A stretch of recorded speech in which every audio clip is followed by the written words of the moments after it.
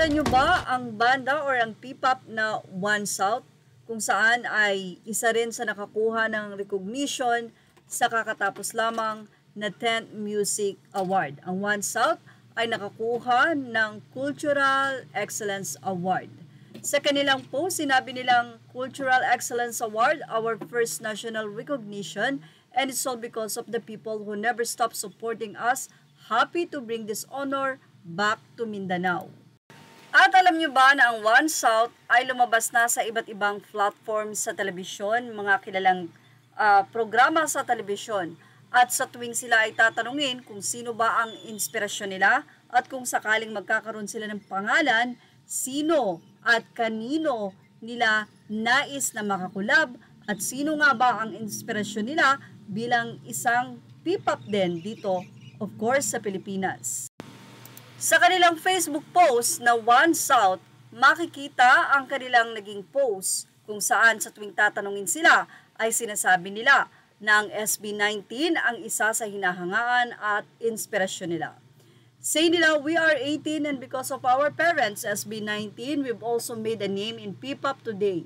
We are inspired by their stories, dedication, and journey. That's why we continue to push ourselves to achieve our goals. Every time we are given the chance to appear on TV or radio stations, we always mention that SB19 as our dream collab artist. One of our biggest wishes is to be able to sing in front of them someday.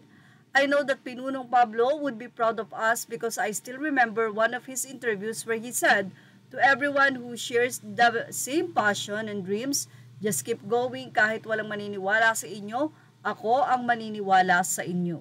Kaya naman, ibinahagi natin ito bilang isa tayo sa nagbibigay ng update sa SB19 at syempre hiling natin na ma-recognize ng SB19 ang One South.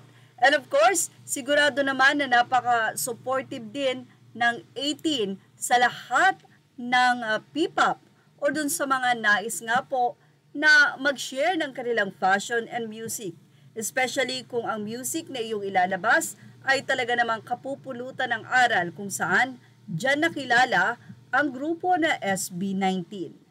Anyway, ano masasay nyo about dito mga 18? Ilagay na ang inyong opinion sa ating comment section.